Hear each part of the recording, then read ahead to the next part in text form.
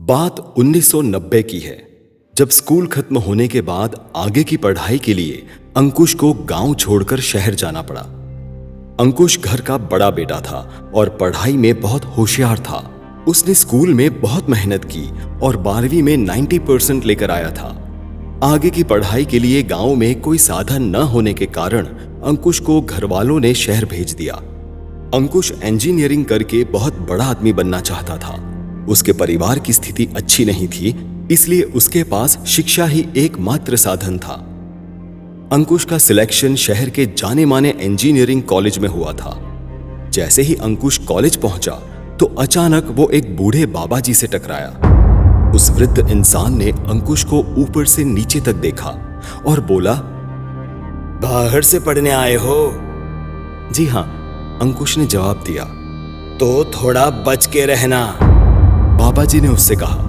अंकुश ने कुछ सेकंड्स के लिए पलक झपकाई और वो बाबा जी वहां से गायब हो गए। अंकुश कॉलेज के हॉस्टल रिसेप्शन पर पहुंचा और उसने कमरे के लिए इंक्वायरी की। रिसेप्शन की दीवार पर उसे उसी बूढ़े आदमी की तस्वीर नजर आई जो उससे कुछ देर पहले ही टकराया था। वो डर गया। हॉस्टल के वार्डन से पूछने पर पता चला कि वो बूढ़ा हॉस्टल का वार्डन था और कुछ साल पहले उसकी मौत हो गई थी।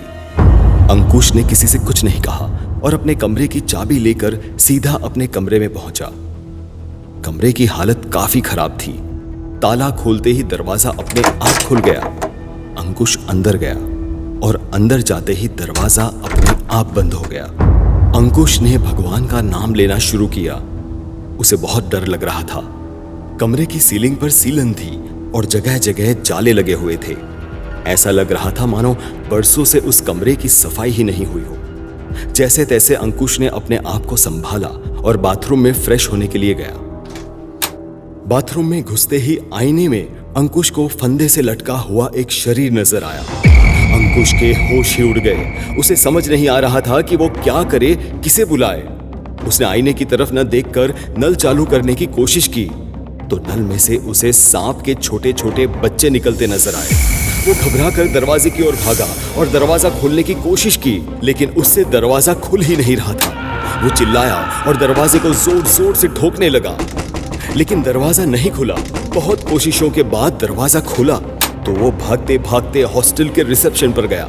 उसने वार्डन को वो सब कुछ बताया जो उसके साथ हुआ था, लेकिन वार्डन ने हंसकर उसकी बात नहीं मानी और उसके साथ चलने को कहा। वार्डन के साथ अंकुश कमरे में पहुंचा तो सब नॉर्मल था। बाथरूम में जाकर देखा तो नल से पानी आ रहा था।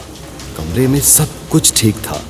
वार्डन ने अंकुश से कहा, यह तुम्हारा वहम है, कोई हॉरर मूवी देखी लगती है। यह कहकर वार्डन हंसता हुआ चला गया। अंकुश के साथ जो बीती वो सिर्फ अंकुश ही जानता था। अगले दिन अंकुश कॉलेज गया। कॉलेज में अंदर जाते ही अंकुश को कुछ लड़कों ने बुलाया। देखने में वो उम्र में बड़े लग रहे थे। वो थे तो कॉलेज के विद्यार्थी, लेकिन उम्र में बड़े थे। अंकुश जैसे ही उनके पास गया, उन्होंने उसे उन सबको सलाम करने के लिए कहा। अंकुश को समझ नहीं आया कि क्या चल रहा है। अंकुश उन्हें देख ही रहा था कि अचानक झुंड में से एक लड़का बोल पड़ा, ए हीरो, सलाम कर, हम तेरे सीनियर हैं। अंकुश ने उन्हें सलाम किया।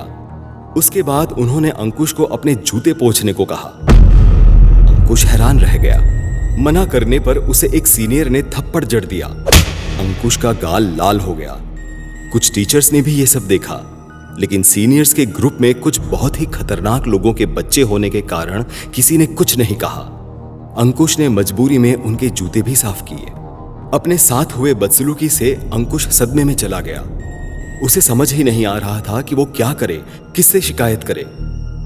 एक खराब दिन के बाद अंकुश वापस हॉस्टल लौटा। जैसे ही रूम का दरवाजा खोला तो सामने वाली दीवार पर खून से लिखा था, तुम यहां से चले जाओ, मारे जाओगे। ये पढ़कर अंकुश और घबरा गया, लेकिन वो बहुत मुश्किल से शहर आया था और उसके परिवार को उससे बहुत उम्मीदें थी, इसलिए वापस जाने का तो सवाल ही नहीं था।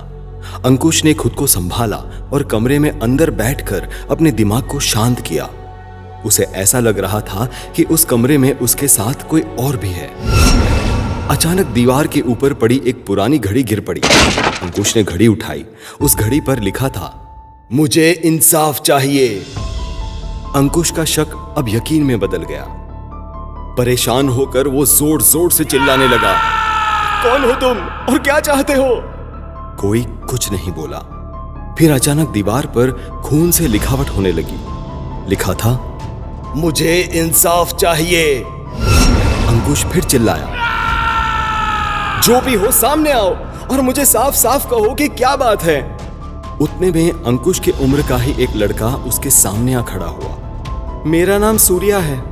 मैं तुम्हारे ही जैसे इस हॉस्टल में रहने आया था। खूब पढ़ना चाहता था, बड़ा आदमी बनना चाहता था, लेकिन उन सीनियर्स ने इतना टॉर्चर किया कि तंग आकर एक दिन मैंने फांसी लगा ली। अब मेरी आत्मा इतने दिनों से इस कमरे में भटक रही है, इस इंतजार में कि कोई आएगा और मुझे इंसाफ दिलाएगा।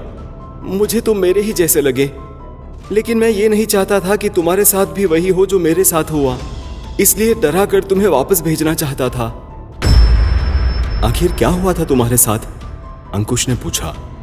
वो सीनियर्स जो आज तुम्हें परेशान कर रहे थे, उन्होंने मुझे बहुत तंग किया था। अपने जूते साफ करवाए, अपने मोजे भी मुझसे सुंघवाते थे, यहां तक कि मेरे मुंह पर थूका। कुछ दिन तो मैं सब कुछ सहता रहा, लेकिन एक दिन मेरे सब्र का बांध टूट गया और मैंने खुद को फांसी लगा ली। वो सीनियर्स बहुत बड़े लोगों के बच्चे होने के कारण केस दबा दिया गया, लेकिन मेरी आत्मा आज भी इंतकाम की आग में भटक रही है। यह सुनकर अंकुश की आंखों में पानी आ गया। उसने सूर्या को इंसाफ दिलाने की ठानी। उसने बड़ी हिम्मत करके पुलिस स्टेशन में उसके साथ हुए हादसे की रिपोर्ट दर्ज करवाई, लेकिन कोई सबूत न होने की वजह से उन लोगों को गिरफ्तार नहीं किया गया। उसने और एक दोस्त की मदद से हिडन कैमरा वाला पेन जेब में रखा और जानबूझकर सीनियर्स के सामने से गुजर ही रहा था कि तभी सीनियर्स ने उसे पकड़ लिया और उसके साथ बदसलूकी की। उसे मारा, पीटा, उसके साथ अभद्र व्यवहार किया और ये सब उस हिडन कैमरा में रिकॉर्ड हो गया। रूम में आकर अंकुश तुरंत उस हिडन कैमरा की रिकॉर्डिंग लेकर पुलिस स्टेशन पहुंचा और पुलिस को इसके बारे में बताया। उसने सूर्या के साथ घटी घटनाओं के बारे में भी पुलिस को बताया। इतना पुख्ता सबूत मिलने पर पुलिस को उन पर कार्यवाही करनी ही पड़ी और उन लड़कों को गिरफ्तार कर लिया गया। ये सब होने के बाद अंकुश अपने कमरे में गया, जहां सूर्या की आत्मा पहले से ही मौजूद थी। सूर्या ने अंकुश को इसके लिए धन्यवाद दिया और कहा, मेरा बदला ना सही, लेकिन तुमने इन लड़कों को सजा दिलवाकर कॉलेज में पढ़ने वाले कई बच्चों को रैगिंग के डिप्रेशन से बचा लिया। ये कहकर सूर्या की आत्मा वहां से गायब हो गई।